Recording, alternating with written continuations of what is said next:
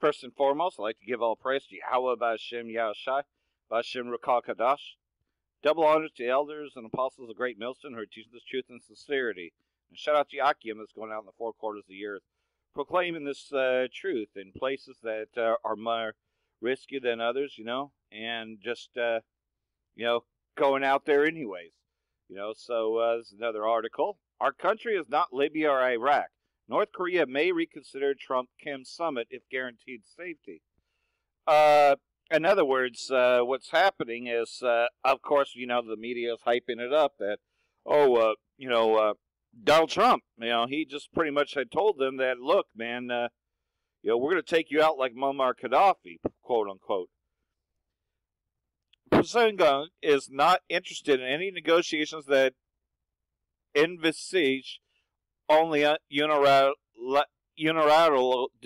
nuclearization without guarantees North Korea won't be left totally defenseless like Libya in case of aggression, Deputy Foreign Minister has said. And, of course, pretty much Donald Trump said that they were going to murder Kim Jong-un like they did Muammar Gaddafi, by citing and saying that we'll take you out like Libya. Criticizing Washington's demands for unilateral concessions, and unconditional nuclear abandonment, North Korea's first Vice Minister of Foreign Affairs, Kim Ki-won, recalled the eventual fight of Libya and said such negotiation style is unacceptable. So pretty much, what they're saying is that, no, man, Libya gave up all their weapons and they were taken out anyways. So they're wise to their rise, because I said they'd be pretty fucking stupid to hand over everything, which is what Donald Trump is actually asking them to do. Just give us everything, so you have no defenses whatsoever, and so, while that's going on, we got another fake-ass shooting, and the report says up to 10 fatalities confirmed in Texas school shooting, and it's all over the fucking bullshit news, and it's also on the alternative news, but you know as well as I do that this is bullshit. It's just nothing more than a dress rehearsal, and then they just pretty much want you to believe, just like Sandy Hook Elementary, that this, you got to give up your guns, because, Esau always sticks to his guns anyways. So putting this bullshit out there ain't going to do anything. March for their lives didn't do anything, so it's just a bunch of crap to keep you distracted from the big picture. They're going into Syria. That is the Valley of Yehoshaphat. So, and I got videos for each one of these, but I'll read the article first and then play the video for them. Multiple explosions reported at Syrian military base near Hama. And, like I said, I have the video, but I'll read this first. Syrian state television has reported a series of explosions at a military base near Hama in the west of the country. Local sources are reporting hearing 4 explosions at the site. No casualties or injuries have been reported. Syrian journalist Moussa Abba tweeted a video showing a large plume of smoke in the aftermath of the explosions. A short time after the explosion was heard inside the airport, according to the Syrian state media. Well, I believe that this is a Green Beret sabotage, because you know as well as I do that the United States is in there as well as the Israeli state, Amalek, and I believe that this was one of those Mossad operations. They say that it was a gun depot that had exploded. So, let me get that video.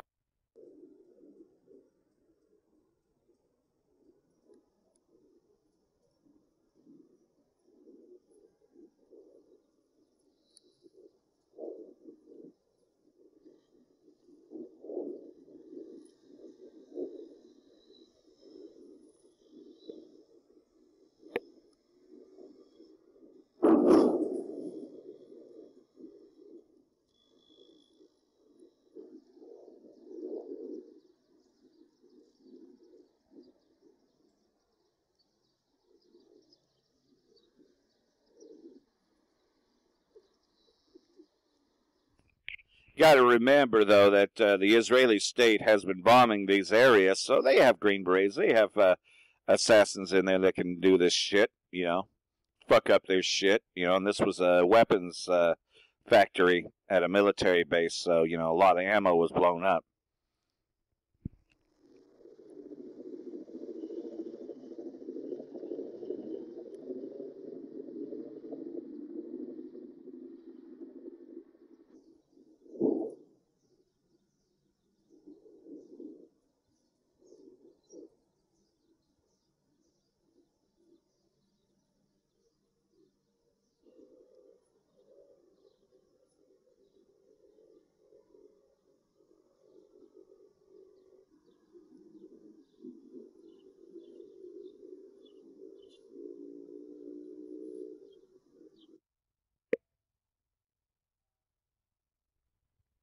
Okay, and also going on, Putin and Assad hold extensive talks in Sochi, discuss political settlement.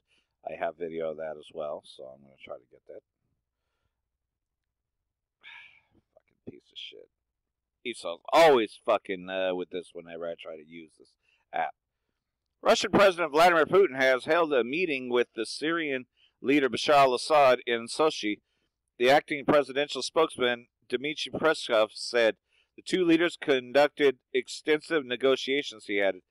As the two presidents talked about conditions that would facilitate the peace process development, the Syrian leader said that he had decided to send a delegation to a committee tasked to rewrite Syria's constitution, which was championed by the United Nations. The agreement on the creation of the Constitutional Committee was one of the major results of the Sochi peace process held in January this year. The participants of the Congress agreed on January 30 to set up Constitutional Committee in Geneva and to hold democratic elections in Syria. But you know this is never going to be good enough for Esau's so-called white man, of course, because they're looking to take out those 7 countries, ending with Iran. So Syria is on that hit list. So we're going to take a look at this meeting video.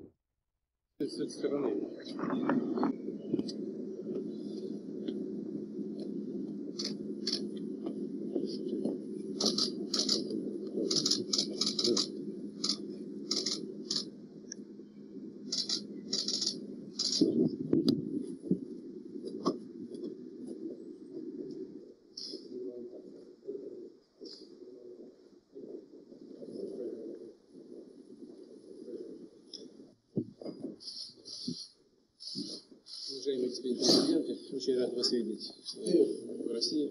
سيادة الرئيس أنا سعيد جدا باستقبالكم في روسيا. В начале встречи хочу вас поздравить с началом священного месяца Рамадан. وقبل كل شيء أقدم لكم التهاني بحلول شهر رمضان المبارك. Хочу также поздравить вас с значительными успехами сирийской правительственной армии в борьбе с террористическими формированиями. كما أهنئكم على النجاحات الكبيرة التي أخرجها لها الجيش العربي السوري في الحرب ضد الإرهاب. Благодаря усилиям, которые предприняты вашими военнослужащими за последнее время, сделаны очень важные шаги в дальнейшем укреплении законной власти. وبفضل الجنود السوريين تم الاتخاذ في الفترة الأخيرة للخطوات المهمة جدا من أجل تعزيز السلطة الشرعية في البلاد. Террористы сложили оружие в ключевых точках Сирии, что позволило восстановить инфраструктуру Сирии, отодвинуть их, практически прекратить их функционирование вблизи сирийской столицы. الأمر أنه تم نزع السلاح الإرهابيين في الأراضي التي لها أهمية أساسية في سوريا قد مكن من إعادة إعمار البنية في سوريا وطرد الإرهابيين وبالكاد وضع حد للتهديد للعاصمة دمشق.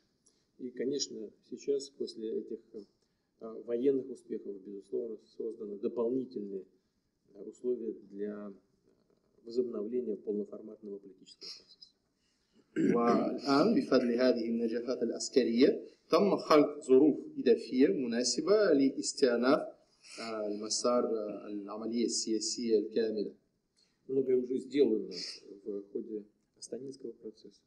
وقد تم إحراز تقدم كبير في إطار عملية أستانا. Многое сделано и в рамках Конгресса сирийского народа, который прошел в Сочи. كما تم إحراز تقدم كبير أثناء مؤتمر الحوار الوطني السوري في سوتشي. Теперь мы можем сделать следующие шаги сами. والآن بإمكاننا الإقدام على الخطوات التالية بشكل مشترك. И следующая задача – это, конечно, экономическое восстановление и гуманитарная помощь людям, которые оказались в трудной ситуации. والهدف المنشود الآن هو إعادة إعمار الاقتصاد وتقديم المساعدات الإنسانية للسكان المحتاجين. Как вы знаете, мы в контакте со всеми сторонами этого сложного процесса. كما تعلمون نحن على التواصل مع جميع الأطراف المعنية في هذه العملية المعقدة. Включая Организацию Объединенных Наций и представителя генсекретаря господина Демистура. بما في ذلك الأمم المتحدة والمبعوث الأممي السيد ديمستور. чтобы обсудить сегодня с вами все эти направления нашей совместной работы. وأود أن أناقش معكم كل هذه الاتجاهات لعملنا المشترك. وأهلا بكم. شكرا لكم سيادة الرئيس. Спасибо большое, господин президент. أود في البداية أن أقدم لكم التهنئة بمناسبة بدء ولايتكم الدستورية الجديدة. وأعتقد أن نتائج الانتخابات الأخيرة هي دليل على أن السياسات التي اتبعتموها سواء على الساحة الداخلية أو الساحة الخارجية أرضت الشعب الروسي الذي رأى بأنها تعطي لروسيا موقعا أكبر فأكبر كل يوم على الساحة الدولية. ويسعدني أن نلتقي اليوم مرة أخرى في سوتشي بعد عدة أشهر من لقائنا الأخير. والحقيقة أن الكثير من التغيرات الإيجابية هي التي تمت بين هذين اللقاءين، خاصة فيما يتعلق أولا بمكافحة الإرهاب. فالساحة ساحة الإرهابيين في سوريا أصبحت أصغر بكثير، وخلال الأسابيع الأخيرة فقط المئات من الألوف من السوريين عادوا إلى منازلهم، وهناك ملايين أيضا في طريقهم إلى العودة.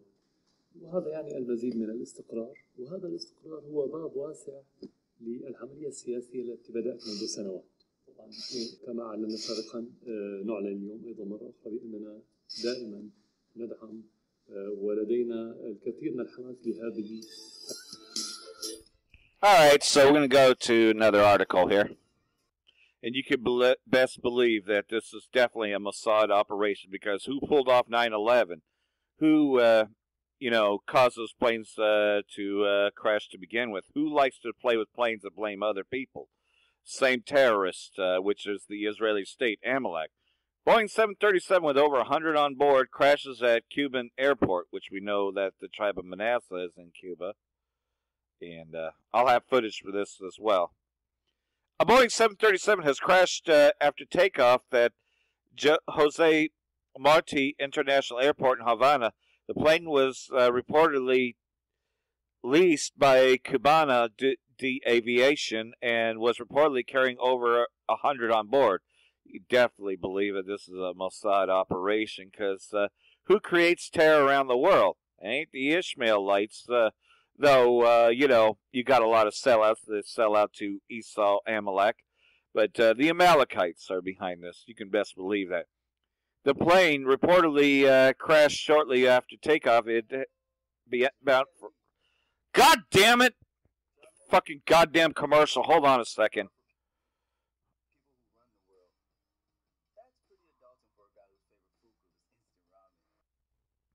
It was bound for Holjam, a domestic flight of about 1 hour and 20 minutes. Cuban President Miguel Diaz-Canel, who arrived at the scene, he said that there are a high number of victims, reportedly ATP.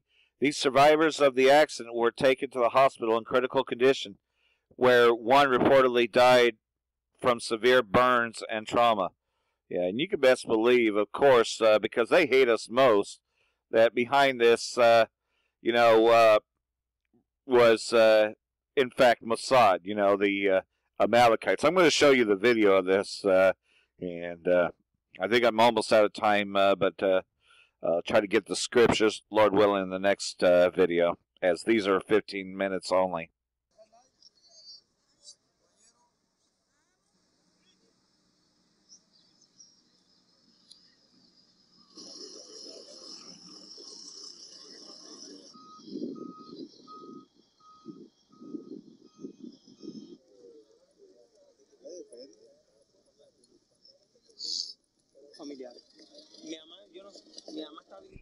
So yours truly was a Mossad operation. You can best believe that. Shalom, Barakatah, until the next